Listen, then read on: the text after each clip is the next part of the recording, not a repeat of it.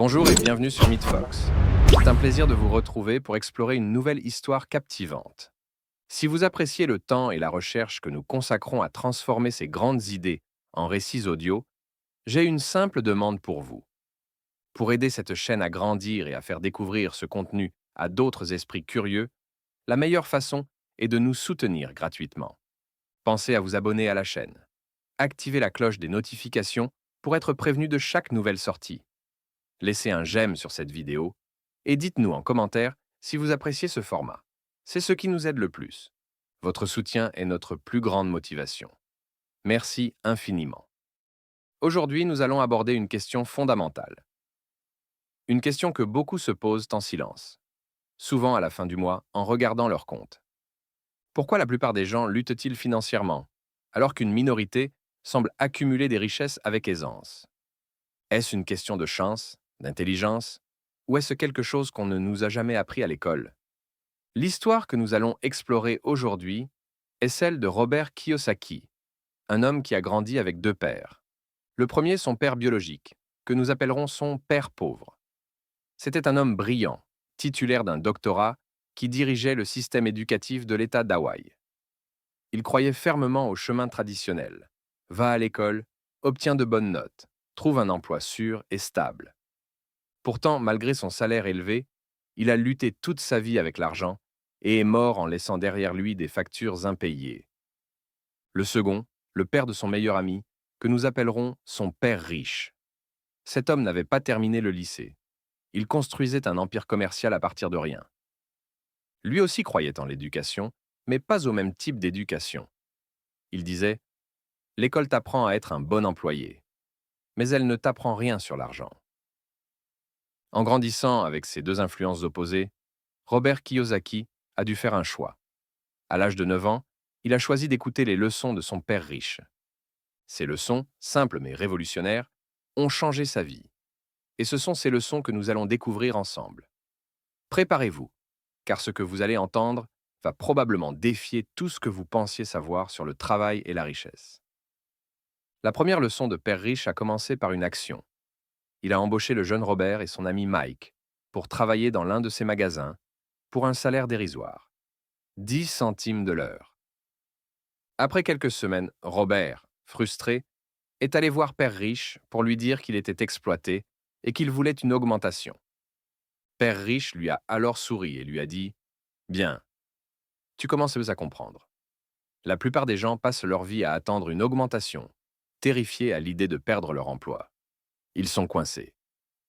Il a ensuite offert à Robert un choix, soit continuer à travailler pour 10 centimes, soit travailler gratuitement. Mais en échange, il lui apprendrait tout sur l'argent. Robert, confus mais intrigué, a accepté de travailler gratuitement. Père Riche lui a alors expliqué la leçon fondamentale. Tu vois, Robert, la plupart des gens sont coincés dans ce que j'appelle la rat race, la course de rats. Imaginez un hamster dans sa roue. Il court, il court, il court, mais il ne va nulle part. C'est l'image de la vie de pères pauvres et de millions d'autres. On se lève le matin, on va travailler. On reçoit un salaire. Avec ce salaire, on paie les factures, le loyer, le crédit de la voiture, la nourriture. S'il reste un peu d'argent, on s'achète quelque chose pour se faire plaisir. Puis le cycle recommence. Si l'on obtient une augmentation, que fait-on? On ne s'enrichit pas. On achète une plus grosse voiture, une plus grande maison. Les dépenses augmentent pour correspondre au nouveau salaire. La roue tourne juste un peu plus vite, mais on est toujours prisonnier. Père Riche expliqua que ce piège est entretenu par deux émotions, la peur et l'avidité. La peur de ne pas pouvoir payer ses factures nous force à nous lever chaque matin pour aller travailler. L'avidité ou le désir nous pousse à vouloir plus, à acheter cette nouvelle voiture, ce nouveau téléphone. Même les gens qui gagnent 200 000 euros par an peuvent être prisonniers de la rat race. La peur et l'avidité les contrôlent. La leçon, dit Père Riche, est de ne pas travailler pour l'argent. L'argent doit travailler pour toi. Les pauvres et la classe moyenne travaillant pour l'argent. Les riches, eux, font travailler l'argent pour eux. Mais comment faire? Comment faire travailler l'argent pour soi? Cela nous amène à la leçon la plus importante de tout le livre, la règle d'or qui sépare les riches de tous les autres. Père riche a demandé à Robert, quelle est la différence entre un actif et un passif? Père pauvre, l'enseignant surdiplômé, aurait donné une réponse comptable complexe. Père riche, lui, a donné une définition d'une simplicité désarmante.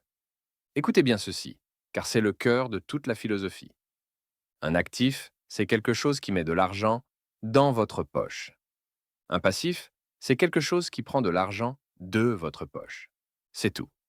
Si vous achetez quelque chose et que, chaque mois, cela vous rapporte de l'argent, c'est un actif. Si vous achetez quelque chose et que, chaque mois, cela vous coûte de l'argent, c'est un passif. Père riche a ensuite dessiné deux schémas simples pour illustrer le flux d'argent. Le schéma d'un individu de la classe moyenne, comme père pauvre, ressemble à ceci. Il a un emploi. Son salaire arrive dans la colonne Revenus. Immédiatement, cet argent part dans la colonne Dépenses pour payer les passifs, l'hypothèque de la maison, le crédit de la voiture, les dettes de carte de crédit. À la fin du mois, il ne reste rien. Le schéma d'un individu riche ressemble à cela. Il possède une colonne Actifs. Cette colonne d'actifs, des appartements en location, des actions qui versent des dividendes des entreprises, génère des revenus. Ces revenus couvrent non seulement ses dépenses, mais ils sont aussi réinvestis pour acheter encore plus d'actifs. L'argent de ces actifs travaille pour lui 24 heures sur 24, 7 jours sur 7. Il n'a pas besoin d'être physiquement présent. Et c'est là que Kiyosaki lâche la bombe. La phrase qui a choqué des millions de lecteurs. Votre maison n'est pas un actif. Pour la classe moyenne, acheter une maison est le rêve ultime, l'investissement le plus important d'une vie. Mais père riche est formel. Votre résidence principale est un passif. Pourquoi? Parce que chaque mois, elle prend de l'argent de votre poche. Vous devez payer l'hypothèque, les taxes foncières, l'assurance, l'entretien, le chauffage, l'électricité. Un actif, ce serait un appartement que vous achetez et que vous mettez en location. Si le loyer que vous recevez est supérieur à votre crédit et à vos frais, alors cet appartement est un actif. Il met de l'argent dans votre poche. Le secret des riches est simple. Ils passent leur vie à acheter des actifs. Les pauvres et la classe moyenne passent leur vie à acheter des passifs, en pensant que ce sont des actifs. Cette nouvelle voiture de luxe? Un passif. Ce dernier téléphone à la mode? Un passif. Cette immense maison avec un crédit sur 30 ans? Le plus gros passif de tous. La richesse, ce n'est pas le montant de votre salaire. La richesse, c'est la capacité de vos actifs à générer suffisamment de revenus pour couvrir vos dépenses. Occupez-vous de vos propres affaires. En anglais, Mind your own business. Cette phrase, Père riche l'a apprise du fondateur de McDonald's, Ray Kroc. Un jour, Ray Kroc donnait une conférence à des étudiants et leur a demandé « Dans quel business suis-je » Les étudiants ont ri et ont répondu « Mais enfin, tout le monde sait que vous êtes dans le business des hamburgers. » Ray Kroc secoua la tête. « Non, je ne suis pas dans le business des hamburgers. Mon business, c'est l'immobilier. » Les étudiants étaient en confus. Ray Kroc expliqua que s'il vendait des hamburgers, son vrai business consistait à acheter les terrains et les locaux où ces hamburgers étaient vendus. Aujourd'hui, McDonald's est l'un des plus grands propriétaires immobiliers au monde. Père pauvre, lui, passait sa vie à s'occuper des affaires des autres. D'abord, celle de son employeur, l'État. Il travaillait dur pour que le système éducatif fonctionne. Père riche disait « Il y a une grande différence entre votre profession et votre business. Votre profession, c'est ce que vous faites pour payer les factures. Vous pouvez être enseignant, médecin, ingénieur, journaliste. C'est votre emploi. Votre business, c'est votre colonne d'actifs. C'est ce qui vous appartient et ce qui vous enrichit.